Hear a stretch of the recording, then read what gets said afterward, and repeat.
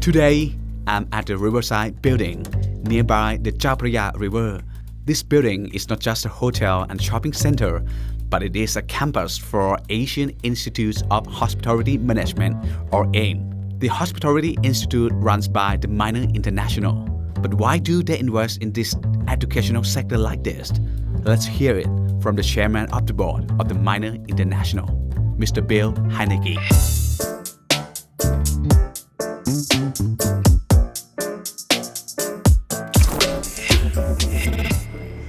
Hello, Mr. Bill. How are you? I'm doing great. How are you? Very well, thank you. Nice to see you. A pleasure to finally meeting you, sir. Well, thank you. Shall we go for a little chat upstairs? Please, happy. Thank you very much. Thank you. All right, well, right now I'm sitting here next to the man on the top of the empire. He is the chairman of the board of Minor International, Mr. William Ellwood Heinecke. So Thank you, sir. A pleasure to finally meet you. Happy to meet you too. Okay, So, I assume that most people know about Minor, but Yes. what they don't really know is that among so many diversified businesses that Minor do this day, so you have been investing in educational business for a while. That's so, correct. So the question is, why? Why did at the first place you decided to step into this kind of business? Why created this institute? I think first you have to remember that Minor is a very big believer in education. Our family also donates a lot of educational scholarships through our Heinecke Foundation. So we've been involved in that for more than 20 years. As our business has grown, we also took an interest in education generally, in terms of especially for hospitality. So the opportunity to develop with La Roche was really to help fill the future needs of Thailand for leaders, young leaders in the hospitality industry. Future needs. Future of needs. Thailand. Okay. And our current needs. We as a company are growing, and we need bright young talent globally, not just from Thailand, but from everywhere. The Maldives, where we have hotels, Sri Lanka. We're a big believer in indigenous growth of the people. We would like to have Maldivian managers in Maldives. We would like to have Thai managers in Thailand. We would like to have Sri Lankan managers in Sri Lanka. We would like to have Saudi managers in Saudi Arabia. So how do we develop a skill for these people to develop people further within our organization, and even to go to other organizations? They may join companies like Four Seasons or Marriott or others, and we're happy to be able to support everyone to make our industry better, stronger, more aggressive, more successful. Interesting. So AIHM stand for Asian Institute of Hospitality Management. That's correct. So basically the vision is to create more talented people to support the hotel business. That's correct. Along with payback to Thai society. That's right, absolutely. And I think you can take it a little bit further, because we chose La Roche especially because they have not only an international base in Switzerland, but we have the Thai base. So this was a marriage made in heaven, you might say. Okay. They're bringing their Swiss experience and Swiss education to Thai hospitality. It is the best in the world in this kind of business. I think so. La Roche curriculum. I think we looked at many curriculums before we chose La Roche, and we think La Roche is one of the most suitable for our part of the world. Okay. And it also gives the opportunities for Thai students to spend some of their time, or students, Asian students, to spend some time in either the Spanish campus or the Swiss campus. So, and as La Roche has other campuses around the world, we can interchange with them. Okay, so basically this institute is only focused on hospitality management. That's correct. There's no other subject. We do have a few other subjects that they're now helping us with for Minor and for some of our partners, so that can also be more focused and shorter, specialized courses that can meet certain needs. And we're very keen to expand to cover other subjects. But for right now, it's primarily focused on hospitality. But that includes hotels and food and beverage. Okay, so that's why it has been operating for 4 years. Yes, 4 years. We started just before COVID. Okay, and might be developed year by year after this. That's right. For other curriculums. That's correct. And it's already been growing a great deal during the last 4 years. Okay. And what exactly are the differences between this program and the other hospitality program? You know, I think hospitality programs need to be very personalized. The challenges that we have in Asia are different than the challenges in Europe. So our program is also very much more focused on the challenges that we see in this part of the world. So one of the things that our students can do is that they can be assured of probably getting a job within our group. But as it gets bigger, they have to be good. So we can get them in. Whether they stay in depends on how good they are. Okay. But there will be a place to work with. That's right. For sure. That's right. And I have heard that you have so many scholarships. We've been giving away a lot of scholarships because this again is part of our whole... For the past 4 years? That's right. And we have the scholarship. I've also recently given a scholarship to the school. One of our partners in the Maldives, who's since passed away, but he bequeathed a scholarship. Dr. Supachai, who's our chairman, he also has a scholarship here. And the minor young talent program has scholarships here. Okay. So we're very keen on developing quickly the human talent because we have such a need for human talent. There's a shortage of good hospitality management globally. And for me, it's a very exciting career because there's so many opportunities. In the previous days, you could almost say there was too much competition for it. Today, any student has a better chance of moving more quickly in this industry because of the fact that it's become more competitive after COVID. And what are the criteria? What are the qualifications for those talent who would like to get a scholarship? Well, the same was with the minor thing. They have to have good grades, they have to be able to maintain their good grades and be very good students and take part in all the internship programs and perform well. There's no free lunch if you're not working hard. Yeah, so it applies not only in school, but even when they go to work. Okay, and for those who are watching right now, if they are interested in and they don't aim to get a scholarship, they would like to pay the full tuition fee, so it is expensive. It is expensive, but you know, all good things are expensive. If you ask women why they like Louis Vuitton, it's not the cheapest. Yeah, but, I know. But again, this good things come at good price. That's right. Okay. So, but we found that there's been no resistance. You know, people resist sometimes luxury goods, but when it comes to education, everybody recognizes the importance of the best education. And this is one of the best educations in my opinion. Okay. I feel like I would like to take a little tour around since we are sitting in the middle of the campus. Mm-hmm. Would it be possible? Yes, for sure. Okay. I'd love to. Okay, if that's possible, can we do that? Sure, okay. Thank you very much, Mr. Okay, Heinecke. all right, no problem. But before we go for a little tour today, so may I ask you one more question? Please. Is there a question for our show? So in your personal opinion, what do you think, what is the story that you think is the most concern of our world right now? And it's about time to discuss, or it's about time to talk about it? Well, there's many issues, you know, but I think the one thing that we're getting used to is that there's no more cheap energy, there's no more cheap money. Interest rates are very high, energy costs are high. There's also no more cheap labor.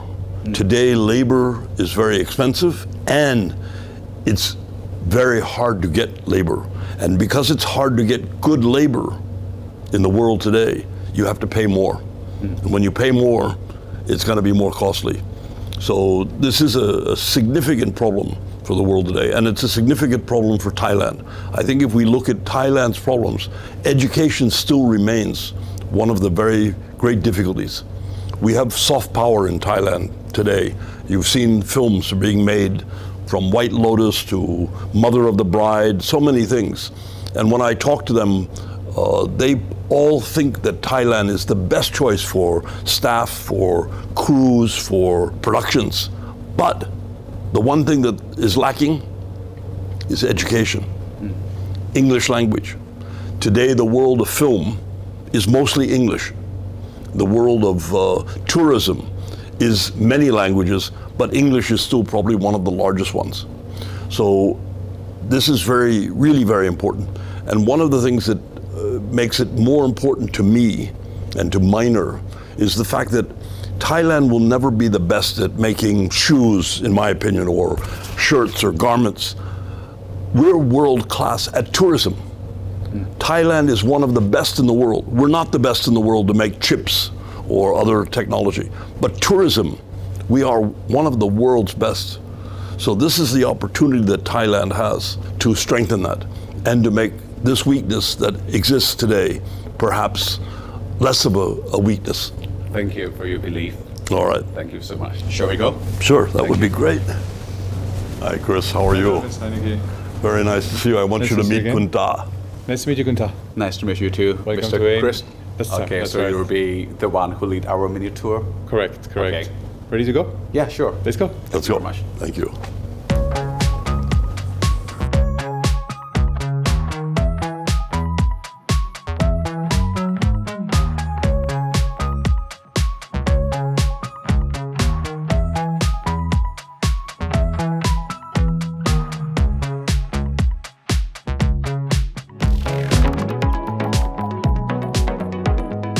So this is the amphitheater.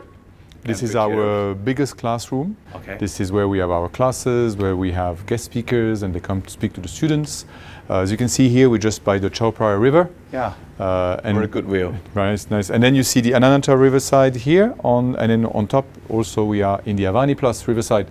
So we are the only hotel school in the world that is directly integrated into a hotel. Okay. So our students, when they learn the practical arts, they actually go and work directly into the hotels, serving real guests as well. So which Okay. is really unique compared to all the other hotel schools in the world. For this program, how can it enhance Thailand's EEC?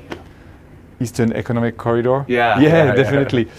So in multiple different ways. So we also have a classroom campus in the Avani Pattaya as well, so where we bring students to our field trips. We also have professional training over there for people in Pattaya, Rayong, who can do their training. And we also have our executive education professional programs happening there. And this is all about to help the people in the Eastern Corridor to upgrade, upskill, and then bring that to their practice to the hotels. So you have the hotel, you have the manpower to support Yep. the whole system in that area. Exactly. Okay, and then Minor as a hotel over there in the Avani, which actually was the very first Marriott hotel that Mr. Heinecke owns and opened. So there's a lot of history. So now that's always been a region that's been very close to his heart. And then now we also do some training there as well. Okay. But this would be still the main campus. Thailand, unfortunately, at the moment is not very well known to come and study from abroad. Yeah. When you think of Thailand, you think tourism, you think foods, but you don't really think about want to study. Yeah. So we are really an initiative where we are trying to push with the neighboring countries like Cambodia, Myanmar, China, the Maldives. We're going to Central Asia. Good point. To promote Thailand as a place to study. I don't know if you saw at the reception, we have our Thai flag and the Swiss flag together. Yeah. Because it's, as Mr. Heinecke said, it's not, Thai is so one of the best places in the world for tourism. So it's really the combination of Swiss academic excellence, who knows for their quality, rigorous and so on. But Thailand is so much well known for the tourism and welcoming people, the Thai warmth. So we really want to combine both of them together. So you could say that this hospitality program could compete with any other program Yes. in ASEAN. Yes. So Yes. you sure of that? 100%. Okay. 100%. Number one, if you think about hospitality education in Asia, it's in Hong Kong. Oh. It's in Hong Kong, Polytechnic universities, they have a very well known, I think they're number 9th in the world. Les Roches is number 4th, for example. But our vision for AIM is that we will become the place to study hospitality. Good. All right, let me introduce you to Samantha. Okay. She's our Director of Global Partnerships and she looks after executive Hello. education. Hello, Kunta. Welcome to AIM. Wow, you speak Thai very clearly. Thank you so much. A pleasure to finally meet you too. You're You very as well. beautiful. Thank you. And so she in charge of Executive education. So these executive are program. weekend courses, 2 days courses for professionals, for executives in the industry. For me then. Exactly. So what is it? the executive program? We have so many different courses depending on what our learners would like to engage in. We have public speaking, which I teach, customer service excellence that Chris leads. We also have an amazing revenue management facilitator. So it depends on what the individual and the organization would like to learn. They could join our weekend courses or create bespoke learning opportunities for their team specifically. So basically, if Thai executives would like to improve their English skill in terms of communicate in business, Yes, so we this have program courses will like be that too. Perfect for them. Yes. Oh, that's interesting. Exactly. Okay, nice to meet you, Samantha. Nice to meet you And thank too. you for coming to the show. Thank you so much. Thank you so much.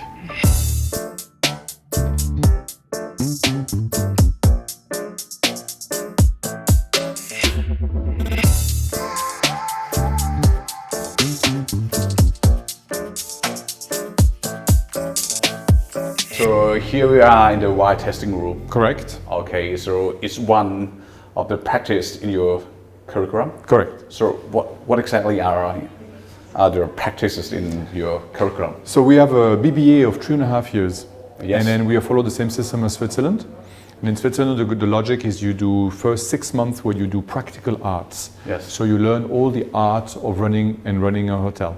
Everything. Everything. So you would learn mixology, you would learn wine tasting, you would learn kitchen, you would learn even housekeeping, how to make your bed, doing service in a restaurant, and it's the art of welcoming and taking care of a customer. Okay. And the goal is really that you understand that the day you become a general manager, you can talk to your housekeeper, you can talk to your chef, you can talk to your F&B manager, Okay. you know how to run a hotel. Good. And that goes for 6 months.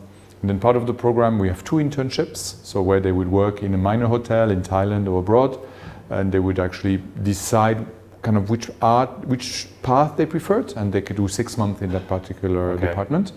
And then after that, we go into management.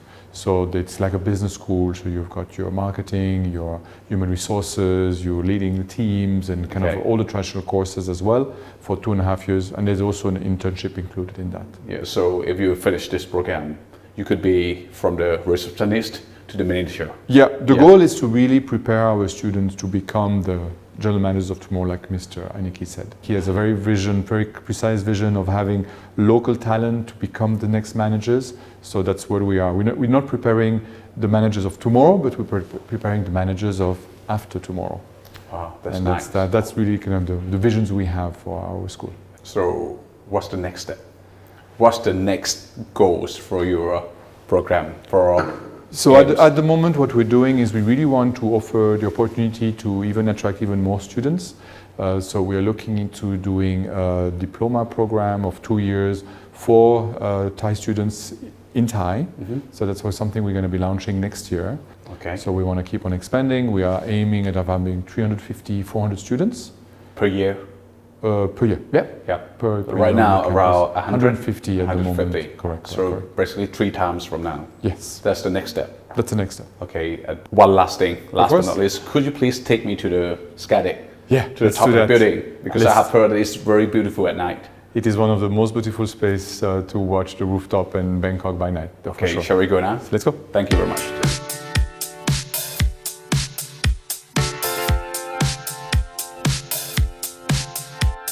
So here we are at the lobby of our hotel again. Correct. 2 floors above our campus. So it's primarily a hotel. Yes. But this is also where, when the students do practical for the first semester, we can use the facilities. So for instance, over there we have the restaurants, the Skyline restaurants, and they have a completely fully equipped kitchen. So this is also a classroom for service, and the kitchen as well. Kitchen and a classroom. For service. Okay. So it's very busy at breakfast, but then later in the evening it's not that busy. In the afternoon as well, it's not busy, so our students can use it. Okay. And then on the other side over there is a Sky Lounge, a beautiful lounge with a view on the river. So the same thing, the students can work there to do the bar. Okay. So they can learn how to do the mixology. Exactly. And they're coached by the bartender of the hotel and serve guests and so on. Okay. And this is not just here, it really happens in all the different outlets from both this hotel and the Anantara in the front. Cool. And here we are. This is scene. Yeah, you're quite right. It's quite a scene here. I should come sometimes. You should. Yeah, and cocktails are really good, and the food is also nice. And Chris, lastly, before we ending the show, would you like to say something about education? Oh, I'd love to. Yeah, for us, education is so important because education never stops. It's always continuing to learn more, upgrade your skills, upgrade your competencies, will get you better job, better salaries, better life. So yeah, don't stop learning, aim higher. Yeah, thank you very much for joining our show today, Chris. Thank you so much. Yeah, I like what you're saying. Always learning and always aim high like the motto. But not only aiming, but always do more. Do more. Yeah, to reach your goal. If you want to be a successful person, you need to aim high and do more. And this is all about our episode today with the minor group. And next time, people, until next time, with our show, A Time to Talk, don't miss out.